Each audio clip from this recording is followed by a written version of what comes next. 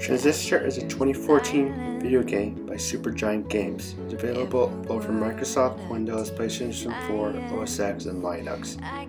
This game has won many accolades from gaming websites and even actual credits for its innovative style. Ian Bogost has said that gaming will no longer be a niche genre and gamers will be no more. Gaming will be for everyone, and I kind of agree, since more groups of people, especially women, are playing video games. Video games will become refined.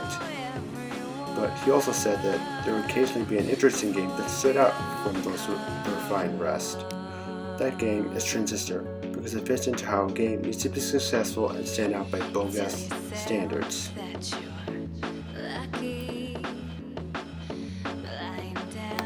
Never struck me as something fun, no any fun. The game does a great job creating empathy with story and characters.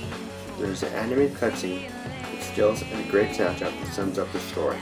Red was originally a singer who spoke out against injustice in the city. A group called the Camerati then threw a sword called Transistor at Red to assassinate her. However, a probable lover manages to block Bogo's body, but impales him on a wall. Camerati then places Red in the middle of the city and takes her voice. This gives Red a sense of weakness, but she doesn't know where she is. She doesn't know where her voice is, and her boyfriend is now Sword. The Red story afterwards proves the character and then uses her sense of power. The character goes from helpless to powerful, creating a fantasy that you empathize with.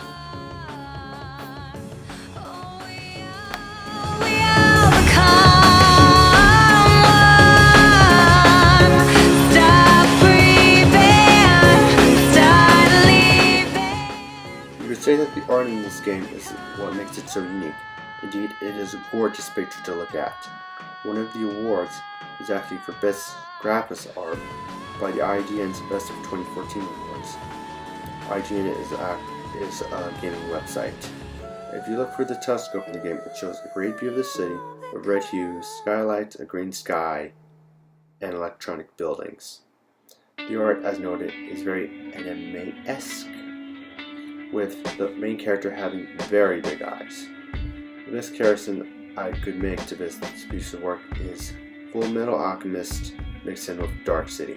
For future information, Dark City was a noir film from 1999, and Full Metal Alchemist was a well-received anime from Japan.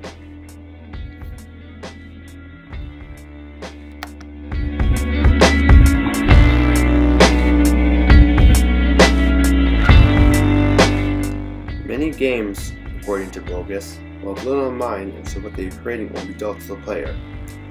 A game like Torture Game 2 will be boring, because although it shows torture, it doesn't feel like torture. As disturbing as this will sound, when you cut a person, she will most likely cry in pain and bleed. Torture Game 2 only has a ragdoll that you punish. Transistor, it feels like you're hitting robots, with them actually blowing up and sparks flying. When the main character swings her sword, you can hear it hit the ground.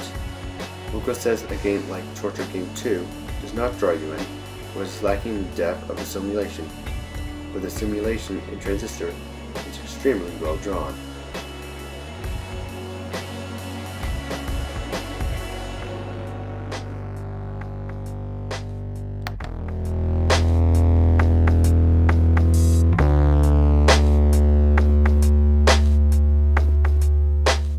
There are many games in which you can hack and slash through enemies, including Supergiant's previous game, Bastion, which is also critically acclaimed. Many games will know this trope, so when they play the game, they will automatically, as said by Bogost, know the drill. So the factor is how it's executed, and this game has a turn-based style.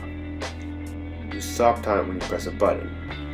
It then requires you, the player, to think about which function you're going to use to hit the incredibly well-drawn enemies and bosses. When the button is pressed, again, you will see if it worked out or not.